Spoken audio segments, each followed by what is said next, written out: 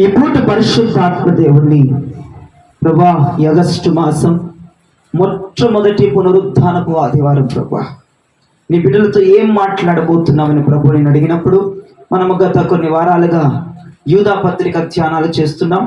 ఈ రోజు కూడా అదే యూదా పత్రిక 4వ వచనం పరిశుద్ధాత్ముడు మనతో మాట్లాడబోతున్నాడు.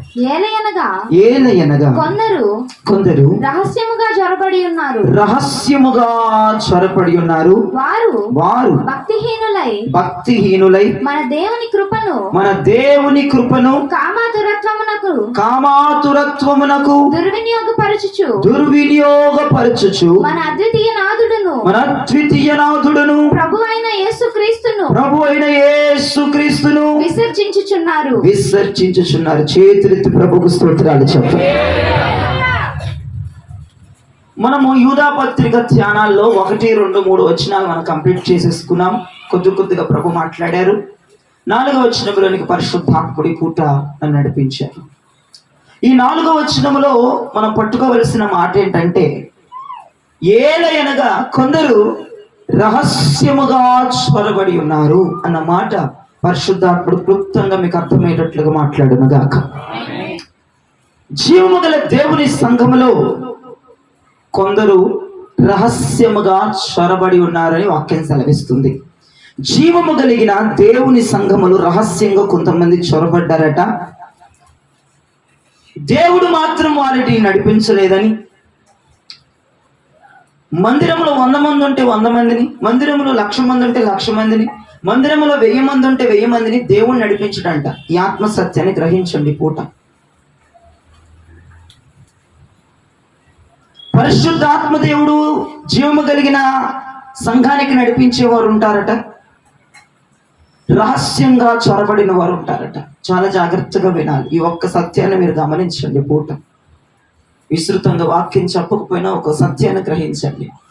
ఇప్పుడు మన చర్చలో దాదాపుగా ఒక 50 మంది ఇక్కడ ఉన్నారనుకుందాం. ఇప్పుడు 50 మంది జీవము కలిగిన దేవుని సందుకు వచ్చారు, కానీ 50 మందిని దేవుడే నడిపించలేదు అని చెప్తున్నాను. 50 మందిని దేవుడే నడిపించలేదు ఇక్కడికి. కొంతమంది రహస్యంగా చొరబడ్డారు, కొంతమందిని పరిశుద్ధాత్మ దేవుడే తీసుకొచ్చాడు. మీకు అర్థం అవ్వాలంటే విస్తృతంగా కిందకి వెళ్దాం.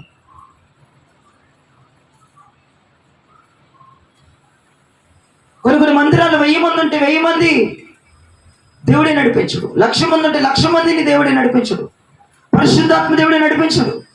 కొంతమంది వారిగా రహస్యముగా చొరబడిపోతా ఉంటారు. దేవునికి స్తోత్రం చెప్పండి.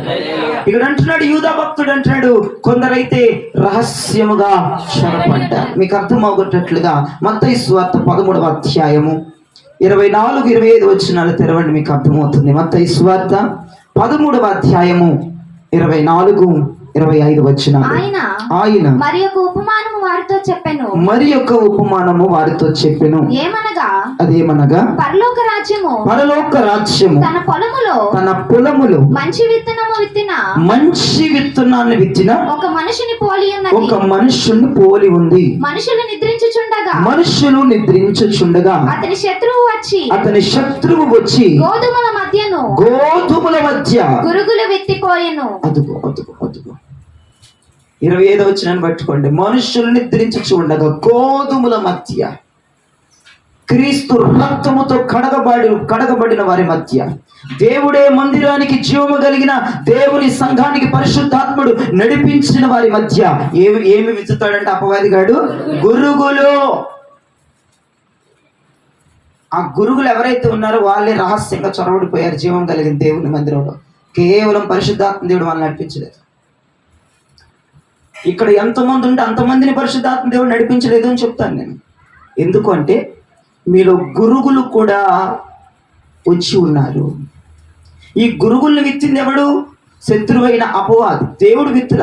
మీరు అక్కడ వాక్యం క్లియర్గా అబ్జర్వ్ చేస్తే శత్రువు గురుగుల్ని విత్తాడు. మంచి విత్తనాడు ఎవడు విత్తాడు?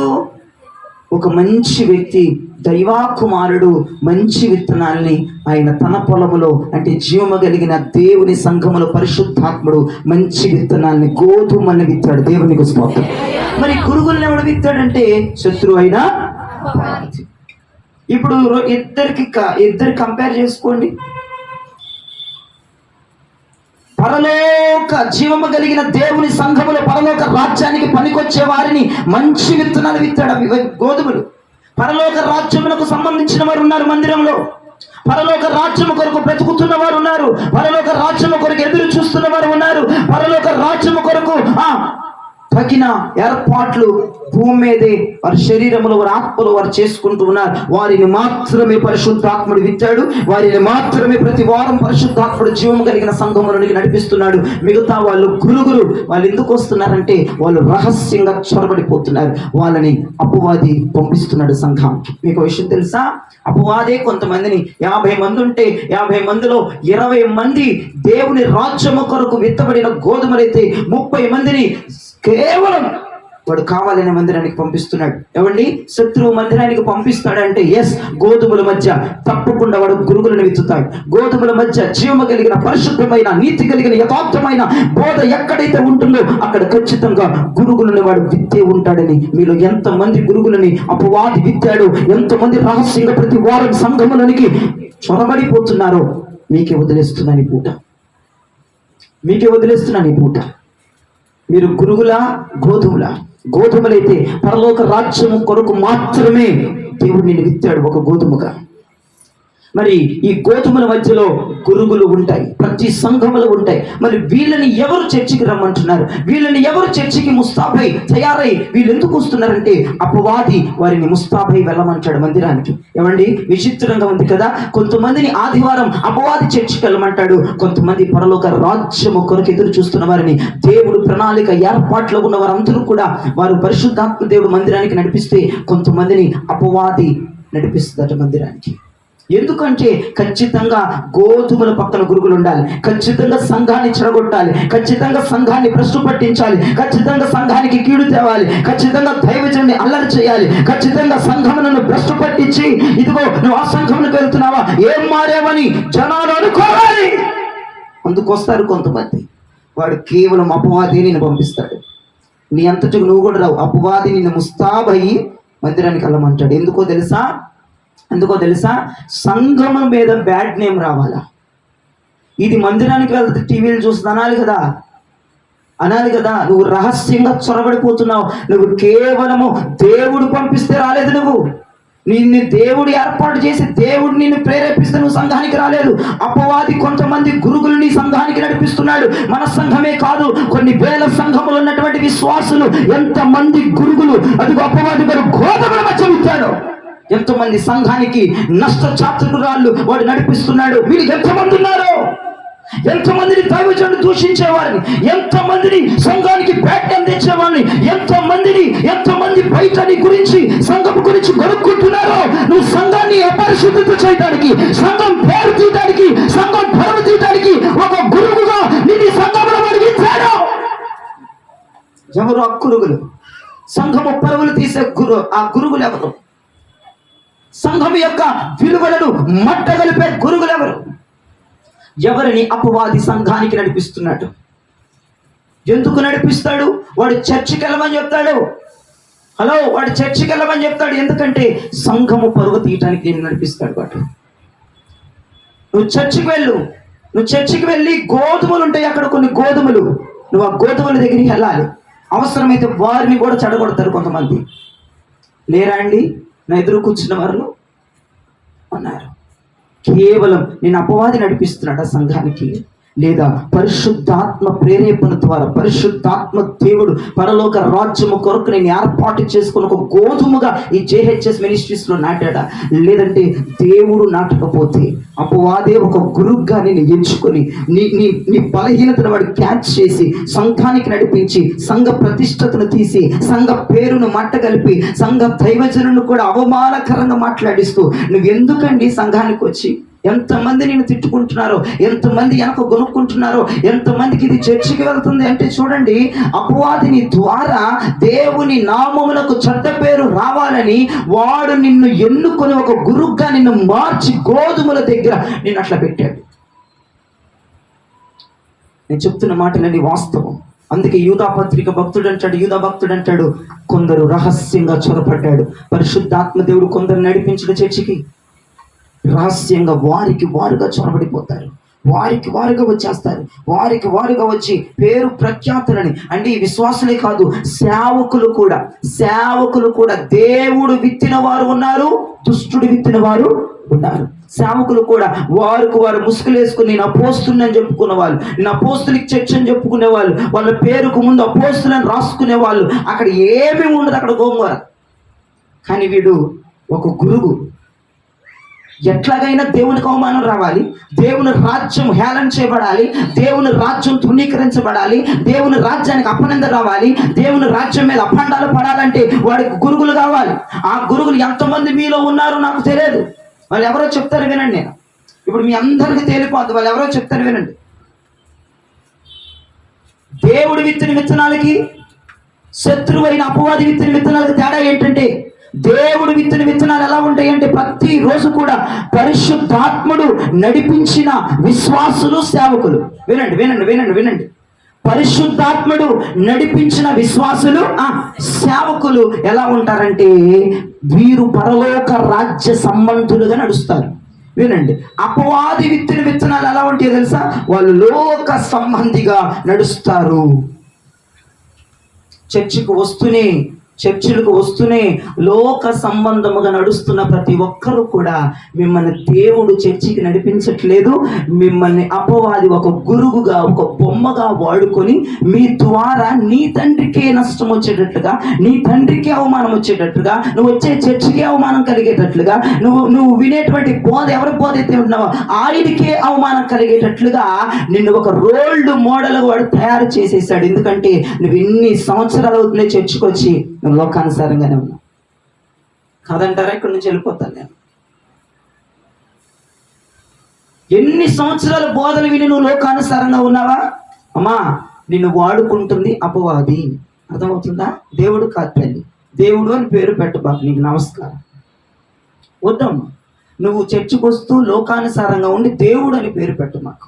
నేను చర్చికి నడిపించేదే ఒక లూసిఫర్ గాడు, వాడు ఒక పనికి మాలాడు. వాడు నడిపిస్తే నువ్వు చర్చికి వస్తున్నావు. ఎందుకు వస్తున్నావు? ఎందుకంటే వాక్యం వినటానికి కాదు, బ్రతుకు మార్చుకోవడానికి కాదు. నువ్వు ఒక గురువుగా ఉండి సంఘాన్ని భ్రష్టుపరచడానికి, వీళ్ళ సంఘంలోకి వెళ్ళే వాళ్ళందరూ ఇలాంటి వాళ్ళు అనుకోవడానికి, వీళ్ళ సంఘంలోకి ఇప్పుడు చాలా టాక్ వచ్చింది లేండి ఇదివరకు రోజుల్లో. వాళ్ళు చేస్తారు కానీ ఏమీ లేదంటున్నారు జనం. ఏమీ లేదట, మరి మ్యాటర్ ఏమీ లేదట. నీలో ఏదో వస్తున్నావట, లేకపోతే తెల్లబట్టలు వేసుకుంటారు. వాళ్ళు ఏమీ లేదండి. ఎంత అవమానం తెస్తున్నావమ్మా. నిన్ను అపవాది ఒక గురువుగా విత్తాడు కదా జేహెచ్ఎస్ మినిస్ట్రీస్లో. ఎన్ని గురుగులు ఉన్నాయో ఇక్కడ. గోధుమలు కొంచెమే లేండి, గోధుమలు ఎక్కువ నేను ఎప్పుడు అనుకోను, ఎక్స్పెక్ట్ చేయను. గోధుమల మధ్యలో గురుగులు భయంకరంగా ఉన్న ఈ సంఘంలో గురుగులు. భయంకరంగా శత్రువు నిన్ను నడిపిస్తున్నాడు. ఇది విచిత్రంగా ఉంది కదా, ఈ మాట వింటుంటే ఎప్పుడు వినలేదనుకుంటా. చర్చికి అపవాది నడిపించడం ఏంటి గారు? ఒరే బాబా, నువ్వు లోకానుసారంగా ఉంటే నేను చర్చికి వెళ్ళమంటున్నాడు. ఆ పరువులు తీయటానికి ఆడు పరువులు తీయటానికి చర్చికి వెళ్ళరా అంటాడు. మళ్ళా చర్చి నుంచి ఇంటికి వెళ్ళి బైబిల్ అక్కడ పడేసి బట్టలు కూడా వెళ్ళిపోతావు. రోడ్ల మీద తిరుగుతావు, ఆ రోడ్ల మీద తిరుగుతావు, ఆ ఇంటి దగ్గర కూర్చుంటావు, గొడవలు వేసుకుంటా ఉంటావు. నీతో అంతా తలకాయ నొప్పి. నువ్వు లోకానుసారంగానే ఉంటున్నావు. ఎన్ని సంవత్సరాలు అయింది నువ్వు ఈ మందిరానికి వచ్చి? వేరే వేరే దగ్గర నేను అడగట్లేదు. అన్ని చర్చిల్లో ఉంటాయి గురుగులు, అన్ని చర్చిలకు నడిపించేస్తాడు. 1000 మంది వస్తున్నారు మాకు సంఘం అని చెప్పేవాళ్ళు కూడా ఆ 1000 మందిలో దేవుడు ఎంతమందిని నడిపిస్తున్నాడో, అపవాది ఎంతమంది నడిపిస్తున్నాడో ఆ పాస్టర్కి తెలియదు. జనం వచ్చేస్తున్నారు, కానుకలు వచ్చేస్తున్నాయి అనుకుంటున్నారు. కానీ అపవాదిగాడు నడిపించే గురుగులేంటి? సంఘమునికి ఎంత నష్టం కలిగిద్ది? ఆ గురుగుల ద్వారా, ఆ వ్యక్తుల ద్వారా, ఆ వ్యక్తిత్వాల ద్వారా ఎంత చెడ్డ పేరు దైవజనుడికి వస్తుంది. దైవజనుడి కంటే ముందు దేవుడు ఎంత బాధపడతాడు, సమాజం ఎంత నిలదీస్తుంది అన్నది ఆలోచించకుండా వాళ్ళ బోధలన్నీ వెరైటీగా ఉంటాయి. ఒక్కటి కూడా మారు మనసు మీద బోధలు చెప్పరు. అటువంటి మైండ్ సెట్తో ఆలోచించరు. కొన్ని సంఘాలు ఉన్నాయి, వాళ్ళు ప్రతిష్ఠిత పరులు, వాళ్ళు గ్రహిస్తారు. ఆత్మలో గ్రహించు గురుగులను గెంటి వేయటానికి, గురుగులను తరిమి కొట్టడానికి, గురుగులను తురలగొట్టడానికి, గోధుమలను మాత్రమే ప్రత్యేకించడానికి కొంతమంది దైవజనులు ఇప్పటికీ వాళ్ళ ప్రాణమును ధారపోస్తూ ఉన్నారు. దేవునికి స్తోత్రం. ఈ రోజున మరి గోధుమల మధ్యలో గురుగులు ఏంటండి చండాలంగాను? మరి గురుగులు ఇంటి దగ్గర ఉంటాయా? ఉండవు. ఆదివారం వస్తే గురుగులు ఇంటి దగ్గర ఉంటాయా? ఉండవు. మందిరాలకు వస్తాయి. మరి ఇంటి దగ్గర ఉంటే నరకానికి పోతామన్న ఫీలింగ్ ఉంటుందా నీకు? ఏదో ముఖ దర్శనానికి, ఏదో ముఖ స్థుతికి వచ్చి కూర్చుంటావు. నీ బతుకు మారదు, నీ వేషధారణ మారదు, నీ లోపల ఉన్నాయి చూసావా కుళ్ళు కుతంత్రాలు అవి ఎప్పుడూ మారవు నీ జీవితంలో. నువ్వు ఒక గురుగుగా మిగిలిపోయావమ్మా. నిన్ను ఒక నగ్న సత్యాన్ని చెప్తున్నాను ఈ పూట నీకు, ఈ మధ్యాహ్నం ఒక నగ్న సత్యాన్ని చెప్తున్నాను. నిన్ను కేవలం ఎన్ని సంవత్సరాలు అపవాది నడిపించాడు. నువ్వు అంగీకరించినా అంగీకరించకపోయినా నువ్వు అపవాది చేతే ప్రతి బుధ, ప్రతి శుక్రు, ప్రతి ఆదివారం నడిపించబడుతున్నావు. ఎందుకంటావేమో నువ్వు లోకానుసారంగా ఉన్నావు. దేవుడి చేత నడిపించబడిన దానివైతే పరలోక సంబంధులుగా నడుచుకుంటారు కానీ లోక సంబంధులుగా నడుచుకోడని ఈ వాక్యం ద్వారా తెలియజేస్తున్నాను. యూదా భక్తుడు అంటాడు, కొందరు రహస్యముగా జీవము కలిగిన దేవుడి సంఘములో చొరబడి ఉన్నారు అంటాడు ఆయన. మరి ఎంతమందిని అపవాది లీడ్ చేస్తున్నాడో, ఎంతమందిని అపవాది లీడ్ చేస్తున్నాడో, ఎంతమంది ఇళ్ళ దగ్గర లోకానుసారంగా ఉంటున్నారో. ఓ లోకానుసారమైన గురుగుల్లారా, మిమ్మల్ని అపవాది పట్టుకున్నాడు.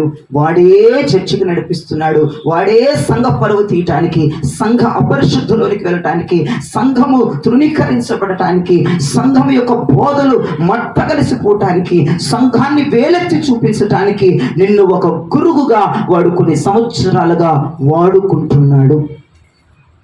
అర్థమవుతుందా? అది మీరు జ్ఞాపకం చేసుకోండి. బ్రతకటానికి చొరబడతారు, మందిరానికి వస్తారు బ్రతకటానికి, స్వప్రయోజనాల కొరకు చొరబడిపోతారు జీవము కలిగిన దేవుని సంఘంలోకి. వాళ్ళ బ్రతుకు తెరువు కొరకు జీవము కలిగిన దేవుని సంఘంలోకి చొరబడిపోతారు గురుగులు. జ్ఞాపకం చేసుకోండి ఎంత డేంజరస్. గురుగుల స్థానంలో ఎక్కడ ఎంతమంది ఉన్నారో మీ మనస్సాక్షికి మాత్రమే తెలుసు, దేవునికి తెలుసు. జీవము కలిగిన సంఘమునకు పరిశుద్ధాత్మ సహాయముతో ఎవరు వస్తున్నారు? పరిశుద్ధాత్మ దేవుడు ఒక గోధుమగా ఎవరిని నాటాడో, ఎవరిని నాటలేదో, ఎవరు గురుగులుగా మారి సంఘానికి ప్రతిరోజు ప్రతి వారం వస్తూ ఉన్నారో వారు జ్ఞాపకం చేసుకొని ఈ పూట మారు మనసు పొందవలసిందిగా. అంటే నీ గింజ మారాలి. దేవునికి స్తోత్రం. గురుగు ప్లేస్లోంచి గోధుమ ప్లేస్లోనికి రావాలి. అంటే ఇక నుండైనా పరిశుద్ధాత్మ చేత నీ కుటుంబం మందిరానికి నడిపించబడాలంటే నీ పిల్లలు, తండ్రి, తల్లి, భర్త, భార్య, బిడ్డలు అందరూ కూడా పరలోక సంబంధముగా నడుచుకుంటేనే దేవుడు వారిని మందిరానికి నడిపిస్తున్నాడు, జీవము కలిగిన సంఘానికి అని అర్థం. మిగతా వాళ్ళు ముఖస్థుతి కొరకు, ముఖ దర్శనం కొరకు, బ్రతకటానికి, బ్రతుకు తెరువు కొరకు, ఇక వీళ్ళందరూ కూడా గురుగులేనండి. స్వప్రయోజనాల కొరకు వారికి ప్రయోజనం ఏదో వస్తుంది అని రావటం తప్ప ఇక మరి ఏదీ లేదని సందర్భంగా తెలియజేస్తున్నాను. ఆసాపు ఒక కీర్తన రాస్తూ అంటాడు. కీర్తన 79వ కీర్తన 1వ చరణంలో ఆసాపు ఇలా రాస్తున్నాడు. 79వ కీర్తన 1వ చరణం. దేవా అన్యజనులు నీ స్వాస్థ్యములోనికి చొరబడి ఉన్నారు. వారు నీ పరిశుద్ధ ఆలయమును అపవిత్రపరిచి ఉన్నారు. యెరూషలేమును పాడు దిబ్బలుగా చేసి ఉన్నారు. అదిగో దేవా, ప్రభువా, అన్యజనులు నీ స్వాస్థ్యములోనికి ఏమంటున్నాడు ఆసాపు? చొరబడిపోయారయ్యా. అయ్యా, అన్యజనులు నీ స్వాస్థ్యములోనికి చొరబడిపోయారు. దిక్కుమాలిన వారు నీ స్వాస్థ్యములోనికి చొరబడిపోయారు. నీ పేరు ప్రత్యేకం అయ్యా తీసివేయడానికి నీ స్వాస్థ్యంలోకి వచ్చేస్తున్నారు. ఇంటి దగ్గర రెడీ అవుతున్నారు, వచ్చేస్తున్నారు, మెట్లు ఎక్కుతున్నారు, కూర్చున్నారు. నీ పరువు తీయటానికి పరిశుద్ధమైన, అక్కడే ఉంది నేను చెప్పట్ల, పరిశుద్ధమైన స్థలాన్ని అపవిత్రము చేయటానికి, సవాలు దెబ్బగా మార్చడానికి, సంఘము దిగజారిపోవటానికి వాళ్ళు బయలుదేరి వస్తున్నారు. వారు అపవాది నడిపిస్తున్నారు వారిని అని ఆసాపు ప్రవక్త మాట్లాడుతూ ఉన్నాడు. ఎంత ఆర్తనాదముతో చెప్తున్నాడు చూడండి. అన్యజనులు స్వాస్థ్యంలోకి వచ్చేసారు, జీవము కలిగిన సంఘంలోకి వచ్చేసారు. మాట విన్నోడు వచ్చాడు, తగ్గని వాడు వచ్చాడు, మొండోడు వచ్చాడు, ఘట సర్పం వాళ్ళు వచ్చారయ్యా. వాడు ఎన్ని వాక్యాలైనా మారునోడు వచ్చాడయ్యా సంఘానికి, అపవిత్రపరచడానికి, దూషించడానికి, నీకు చెడ్డ పేరు తేటానికి, నిన్ను అవమానించడానికి, రవిజను బాధ పెట్టడానికి, సంఘాన్ని భ్రష్టు పట్టించడానికి, ఇదిగో ఈ సంఘాన్ని వాళ్ళ పాదములతో అపవిత్రపరచడానికి వారిళ్ళ దగ్గర బయలుదేరి సంఘాలకు వస్తున్నారు. నేను చెప్తున్నాను, ఆసాబు ప్రవక్త అన్నాడు ఈ మాట అని చెప్పలేదు తల్లి. ఒక్కసారి మళ్ళీ చదువమ్మ మాట, మీరు మైండ్ లో పెట్టుకోండి ఈ మాట. దేవా, అన్యజనులు నీ స్వాస్థ్యంలోనికి చొరబడి ఉన్నారు. అదిగో నీ స్వాస్థ్యంలోకి వచ్చారు, అట్లా చొరబడిపోయారయ్యా, చొరబడిపోయారు, తోసేసుకుని వచ్చేస్తున్నారయ్యా. వారు ఎందుకు వచ్చారంట? నీ పరిశుద్ధాలయమును అదిగో నీ పరిశుద్ధాలయమును అపవిత్రపరచడానికి వస్తున్నారయ్యా. యెరూషలేమును పాడు దిబ్బలుగా చేసి ఉన్నారు, పాడు దిబ్బలుగా చేయడానికి వస్తున్నారని ఆసాబు ప్రవక్త అర్థాన్ని తెలియజేస్తున్నాడు. వచ్చిందయ్యా, వచ్చిందయ్యా మహారాణి. ఏ ముప్పు తెచ్చిద్దో, ఎవరితో తిట్టించిద్దో, సంఘం మీద ఎవరిని దూషణ చేస్తుందో వచ్చిందయ్యా. నటించేది వచ్చిందయ్యా, వారం నటించేది వచ్చింది స్వామి. దాని నటన చూడలేమయ్యో. ఆశపడుతున్నాడు, నటించాడు, ముచ్చుమోహముడు వచ్చి కూర్చున్నాడయ్యా, తెల్ల బట్టల మీద వస్తున్నాడయ్యా. మళ్ళీ చేస్తున్నారయ్యా వాళ్ళు నిన్ను అపవిత్రపరచడానికి. యెరూషలేము పట్టణాన్ని, జీవము కలిగిన సంఘాన్ని, అభిషేకముతో ఉన్న సంఘాన్ని, ఒక గొప్ప ఉజ్జీవము రగిలే సంఘాన్ని సవాల తిప్పగా, పాడు తిప్పగా, అపవిత్రముగా నాశనం చేయడానికి వాళ్ళు కంకణం కట్టుకున్నారు. ఇది నగ్న సత్యం. ఎవరున్నారు మీలో?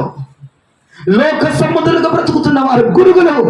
నిన్ను అపవాదే ప్రతి వారం సంఘానికి నడిపిస్తున్నాడు. నీ ఫ్యామిలీని ఎవరు గైడ్ చేస్తున్నారు? సంఘానికి రావడానికి నీ ఫ్యామిలీని గైడ్ చేసే గైడ్ ఎవరు? అపవాదా? వీళ్ళని తెచ్చివ్వగలిగిన దేవుడా? దేవుడైతే నువ్వు పరలోక సంబంధముగా ఉంటావు. ఇళ్ళకి వెళ్ళిన తర్వాత ఒకలాగా, ఇక్కడ ఒకలాగా ఉండవు.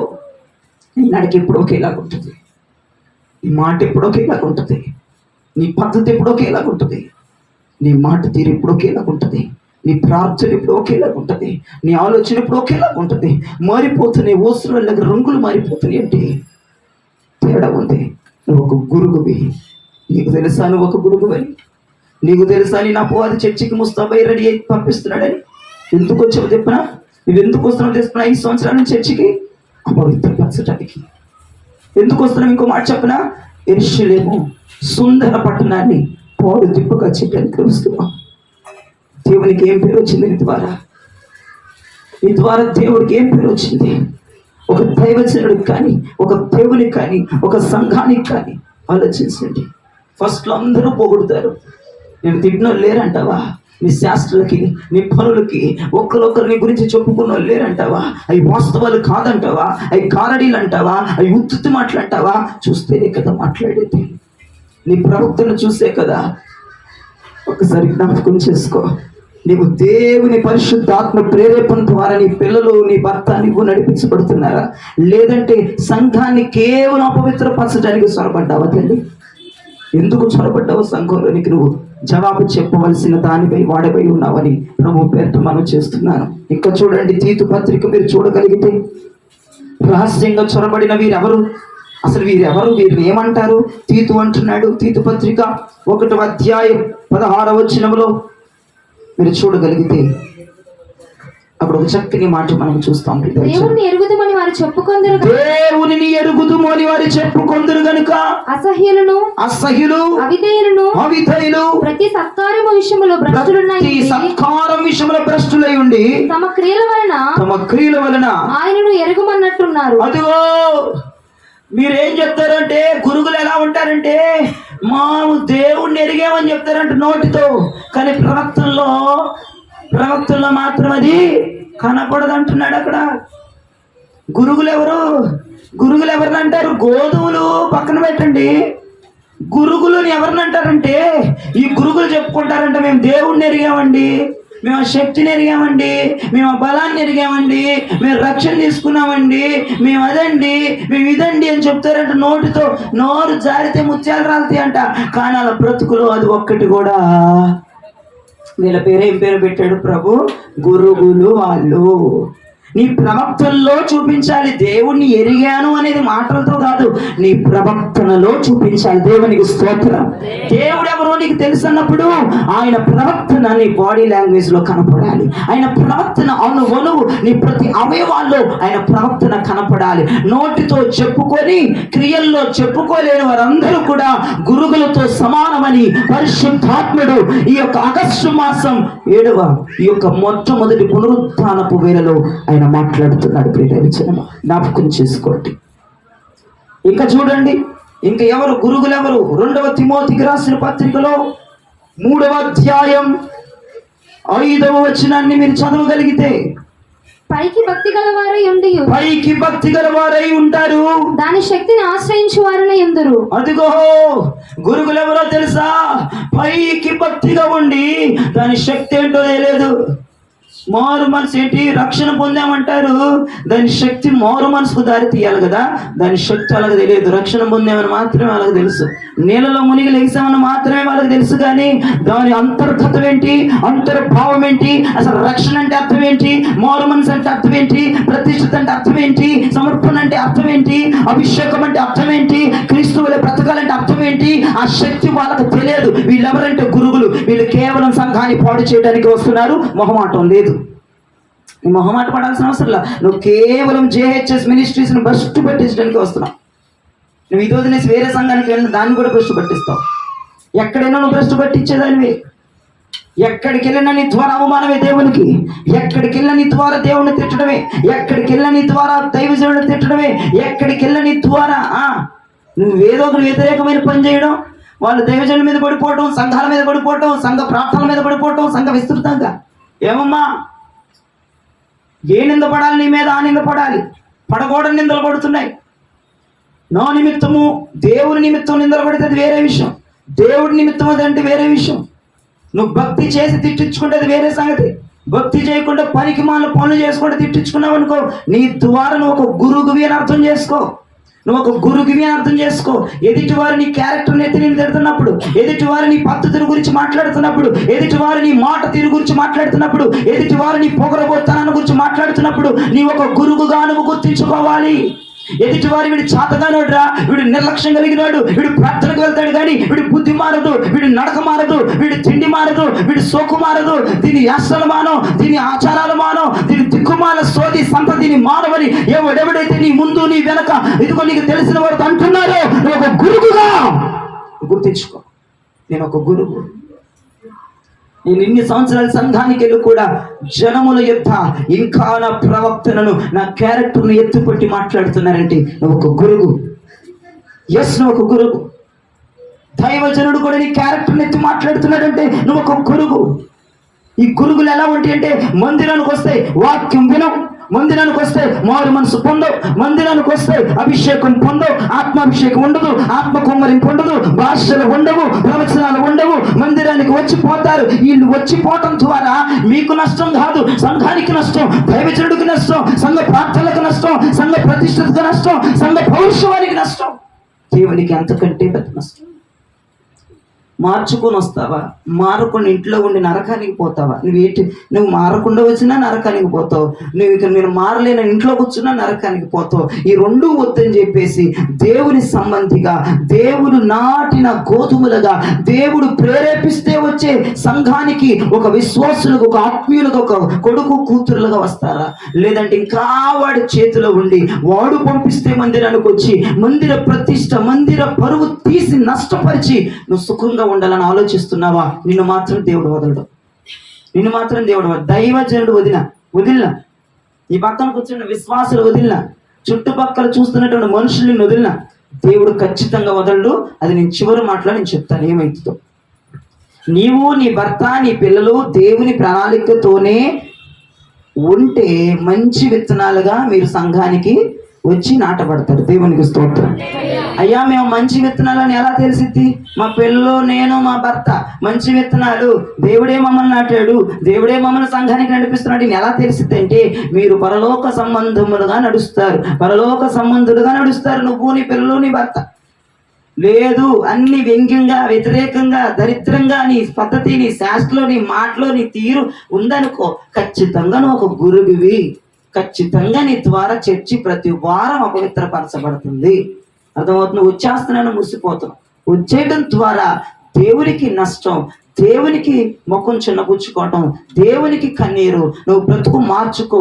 ఎవరినంటే ఇంట్లో కూర్చుంటాను కానండి నేను బ్రతుకు మార్చుకో. ఇటువంటి పనికి మాలిన స్వభావాలు మీలో ఉన్నాయి. నువ్వు పెద్ద గురుగురా నాయనా, నువ్వు పెద్ద గురుగు అమ్మ, నీకు పెద్ద వందనాలు.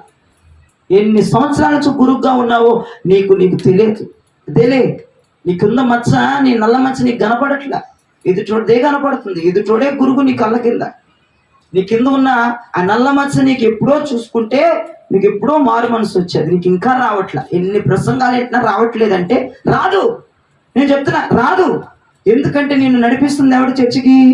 సైతాను గాడు. కాబట్టి రాదు మారు మనసు. వచ్చిద్దని కూడా ఎక్స్పెక్ట్ చేయకూడదు. రాదు. ఎందుకంటే వాడిని నడిపించి నీ ద్వారా చెడ్డ పేరు తేటానికి నేను చర్చికి తీసుకొచ్చి కూర్చోబెడుతున్నాడు. నీకు మాత్రం మారు మనసు రానివ్వడు, నీకు మాత్రం పశ్చాత్తాపం రానివ్వడు. ఒకవేళ ఏడిచినా ఇంటికి వెళ్ళంగానే నేను నవ్విస్తాడు, దులిపేసుకో అంటాడు, నటించంటాడు. నటించేవారు చర్చికి రావట్లేదా? వేషధారులు చర్చికి రావట్లేదా? ఇళ్ళ దగ్గర ఎన్ని శాస్త్రాలు చేసుకుంటే చర్చిలోకి మీరు రావట్లేదా? కూర్చుంటున్నారుగా. మీరందరూ గురుగులేగా. పరిశుద్ధంగా ఉండమంటాడు. మరి తెల్లయే వేసుకెళ్ళవే అంటాడు వాడు. రంగు వద్దులేవే, తెల్లయే వేసుకెళ్ళి అంటాడు. నువ్వు తెల్లయే వేసుకొస్తావు. అందరిలో మరి గోధుమలాగా కనపడాలి కదా నువ్వు. చర్చిలో తెల్ల బట్టలు వేసుకున్న వాళ్ళందరూ గోధుమలని నేను అనుకోను. గోధుమల పక్కన గురుగులు ఉన్నాయి. ఆ గురుగుల డ్రెస్ స్టైల్ కూడా తెల్లది. ఆ గురుగులు కొట్టే చప్పట్లు కూడా చక్కగా, ఆ గురుగులు పాడే పాటలు కూడా అతి మధురం. వింటే జోలపాడినట్టు ఉంటుంది. ఒక మైకంలోకి వెళ్ళిపోతావు. నువ్వు గురుగువే బాబా. నువ్వు ఎన్ని పాటలు పాడినా నువ్వు గురుగువే. నువ్వెంత ముసుగు జారిపోయి ముసుగు 100 సార్లు వేసినా నువ్వు గురుగువే. అర్థమవుతుందా? అది నువ్వు దృష్టిలో పెట్టుకో. నీ ద్వారా చాలా నష్టం జరుగుతుంది. అది నీకు అర్థం అవట్లా. దేవుడికి, పరలోకానికి, సంఘానికి చాలా చెడ్డ పేరు, చాలా కోపం, ఇరిటేట్ తెప్పిస్తున్నావు నువ్వు దేవునికి. నీ బ్రతుకు మార్చుకుంటే, అంటే ఇక్కడికిక్కడ మళ్ళీ కిందకి వెళ్ళిన తర్వాత నీ మైండ్ మారిపోతుంది. ఇక్కడికిక్కడ నీ జీవితాన్ని నీ కుడి హస్తాన్ని ప్రభుకి నువ్వు ఇచ్చుకోగలిగితే, ప్రభా నేను ఒక గోధుమ లిస్టులోకి నేను చేర్చయ్యా, నువ్వే నడిపించయ్యా. ఇదేంటి అపవాది నడిపించడం ఏంటయ్యా? వింతగా ఉంది ఈ మాట. నన్ను అపవాది నడిపిస్తున్నాడా? నిజమే, నన్ను అపవాది నడిపిస్తున్నాడు. నిజమే, నేను దైవజనుడికి ఇరిటేట్ తెస్తున్నాను, నీకు ఇరిటేట్ తెస్తున్నాను, నీ కోపం తెప్పిస్తున్నాను. అయ్యా నన్ను దైవజనుడు నడిపిస్తున్నాడు, మీ కోపం తెప్పించడానికి నడిపిస్తున్నాడు. మీరు సిగ్గుతో తలదించుకునేటట్టుగా నన్ను నడిపిస్తున్నాడు. నిజమే, నేను ఎన్ని సంవత్సరాలు ఎరగలేకపోయానయ్యా. ఈ పూట నుంచి నేను ఇంటి దగ్గర బయలుదేరి చర్చకొచ్చానంటే అది నీ ప్రణాళిక ఉండాలి, అది నీ నడిపిపోయి ఉండాలి, అది నీ వస్త్రధారణ ఉండాలి, అది నీ మనస్సు ఉండాలి, అది నీ మేధం కింద నడవాలి, నీ ఎత్తుడి కింద నడవాలి, నీ మందిరానికి రావాలి, గోధుమగా స్థిరపరచబడాలి, గోధుమగా నాటబడాలి. ఈ రాజ్య సంబంధులుగా నేను నా భర్త నా పిల్లలు పెట్టుకుంటున్నా.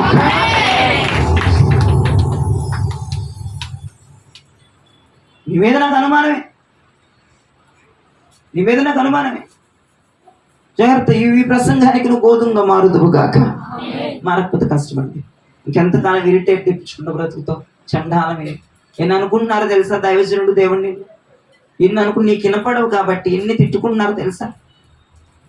ఎన్ని తిట్టుకుంటున్నారో తెలుసా? నీ స్వభావాలు తెలిసి చాలా చాలా ఇరిటేట్ వస్తుంది. దయచేసి మారు మనసు పొందండి.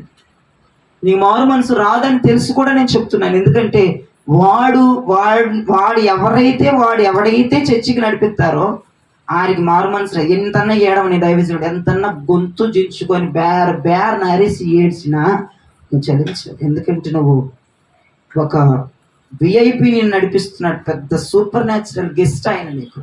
పెద్ద ఈ ప్రపంచంలోనే అతి లోక వీరుడు వాడు. ఈ లోకమహిమలను ధరించుకున్నవాడు. ఈ లోకమహిమను నీకు ఇస్తా నాకు మొక్కని దేవుడిని అడిగినోడు.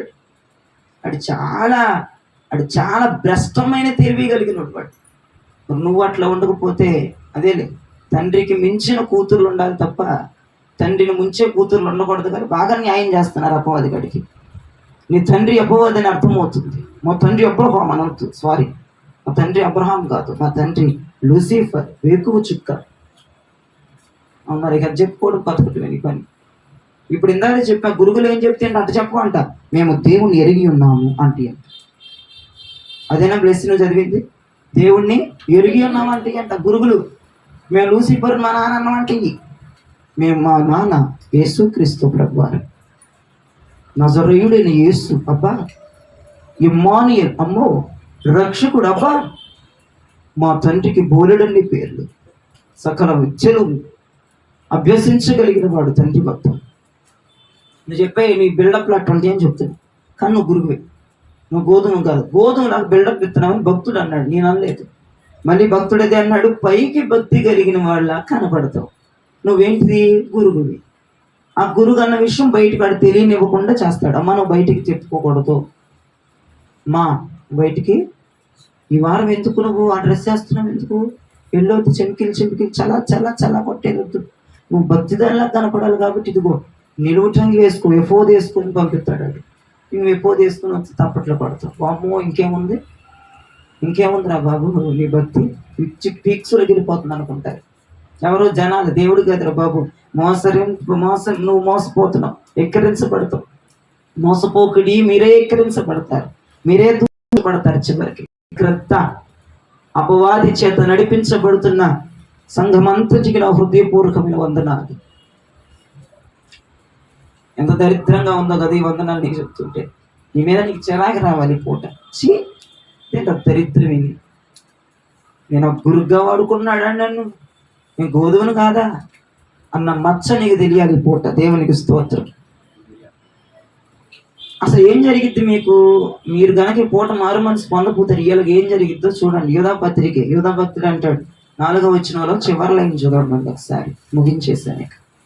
యూదా పత్రిక 4వ వచనంలో చివరి లైన్ చూడండి. ఈ తీర్పు పొందుటకు వారు పూర్వమందే సూచింపబడిన వారు. ఫుట్ నోట్ లో వ్రాయబడిన వారు. రాసేశారు నీకు పూర్వమే. ఈ స్వప్నార్థి ఖచ్చితంగా తీర్పులో ఉండాలని దేవుడు రాసేసాడు. మరి రాసింది చెరుపుకొని మారు మనసు పొందుతావా, లేదంటే రాసింది అట్టకొస్తే ఖచ్చితంగా తీర్పులోకి వెళ్ళిపోతావు. అంటే పూర్వమే రాసేసాడు నీ గురించి. ఈ చర్చికి వచ్చి 5 సంవత్సరాలు అవుతుంది కదా, ఈ చర్చికి రాకముందే నువ్వు నటించేదానివని ఆయనకు తెలుసుగా. పూర్వమే దీని లెక్క చూద్దామని దీని కాళ్ళు చేతి ఎరకు తీసి కాళ్ళసారి పెట్టుకుందాం రాసేసాడండి బుక్లో. ఫుట్ నోట్లు అదే ఉంది, వ్రాయబడిన వారు. తీర్పు పొందడానికి రాశాడంట నిన్ను. ఎవడెవడికి తీర్పు ఇవ్వాలి, ఎవడెవడు అపవాది నడిపిస్తే చర్చికి వస్తున్నాడు. 5 సంవత్సరాల క్రితం నువ్వు చర్చికి వచ్చేటప్పుడు నీ యాశాలన్నీ తెలుసు. 5 సంవత్సరాలు ఏం చాండాల యాశాలు అంతా ఆయనకి తెలుసు. ఒరే బాబు నీ పేరు తీర్పు పుస్తకంలో ఉందరా, ఆ తీర్పు పుస్తకంలో ఉన్న పేరు మాత్రం నువ్వు చెరిపి వేసుకోకపోతే, చెరుపుమని అడగపోతే నువ్వు ఖచ్చితంగా రేపటి రోజున తీర్పులోకి వెళ్ళిపోతావు. నీకు ఇక మాటలు అనకూడదు కానీ ఎట్లాగా చెయ్యాలో అట్లా చేస్తాడు నీకు సన్మానం. ఇది మీరు నమ్మండి, ఇది నగ్న సత్యం చెప్తున్నాను. మీ పేర్లు ఎంతమంది పేర్లు నటించే వాళ్ళ పేర్లన్నీ తీర్పు పుస్తకంలో దేవుడు రాసే ఉంచాడు. ఇప్పుడు కాదు ఇక్కడికి రాకముందే JHS మినిస్ట్రీస్లోకి అడుగు, ఇంకో సంఘాలకు వెళ్ళేది నాకు అనవసరం. ఈ JH మినిస్ట్రీస్లోనికి అడుగు పెట్టక మునిపే నీ పేరు రాసేసి ఉంచాడు. అక్కడ వేషాలత్తవన్నీ ఆయనకు తెలుసు. నువ్వు మారవని విషయం తెలుసు, నువ్వు దరిద్రమైన దానివి. నువ్వు మరి ఎన్ని వాక్యాలు చెబుతాడు వీడు. 5 సంవత్సరాల్లో నేను ఎన్ని ప్రత్యక్షలు చెప్తాను ఆయనకు తెలుసు. ఎన్ని చెప్పినా మారవన్న విషయం కూడా ఆయనకు తెలుసు. నీకు తెలియదు, ఇప్పుడు నువ్వేంటో నువ్వు తెలుసుకుంటున్నావు. అది రోజులు గడుస్తుండగా, సంవత్సరాలు గడిచిపోతుండగా నువ్వేంటో నీకు అర్థమవుతుంది. నీ చండాల బుద్ధి కొంతమందికి ఇంకా అర్థం కావట్లేదు. వాళ్ళకి వందనాలమ్మా, నువ్వు చేస్తున్నంత కరెక్ట్ అనుకుంటున్నావు, నీకు చాలా వందనాలు. నీ పేరేమో వెళ్ళి తీర్పు పుస్తకంలో ఉంది, ఆ పుస్తకంలో పేరుంటే నీకు ముస్తాబ్ చేస్తారమ్మా. ముందు ఆ పుస్తకంలో పేరు తుడిపించేసుకొని జీవ గ్రంథంలో రాపించుకో, నీకు 100 ఏళ్ళు అక్కడ బతుకుతావు. దేవునికి స్తోత్రం చెప్పు. యుగ యుగాలు రారాజుతో విహరిస్తావు. దేవునికి మహిమ కలుగునగా. యుగ యుగంలో రారాజుతో ఉండాలంటే తీర్పు పుస్తకంలో నీ పేరు చెరిపేయబడి జీవ గ్రంథంలో రాయబడాలి. తీర్పు పుస్తకంలో పేరు ఉందా, జీవ గ్రంథంలో నీ పేరు లేదు అన్నట్లే. అది జ్ఞాపకం చేసుకొని ఎప్పుడు రాశాడంటావయ్యా అంటే నాకు తెలియదు, ఎప్పుడు రాశాడో తెలియదు. ఏ అమావాస్యకు రాశాడు, ఏ గడియ చూసి రాశాడు. మంచిగా నువ్వు అంటావు ఒక మంచి రోజు ఏదని, మంచి రోజు చూసి రాశాడు. నీకు మంచి రోజు వస్తుంది, రానున్న దినాలు శుభ్రంగా సన్మానం చేస్తాడు. ఆ మంచి రోజు రాకూడదంటే నువ్వు ఇప్పుడే మారు మనసు పొందేస్తే దేవుడు నిన్ను కరుణిస్తాడు, దీవిస్తాడు. ఈ వాక్యాన్ని ప్రభు దీవించి ఆశీర్వదించుగాక. ఆమేన్.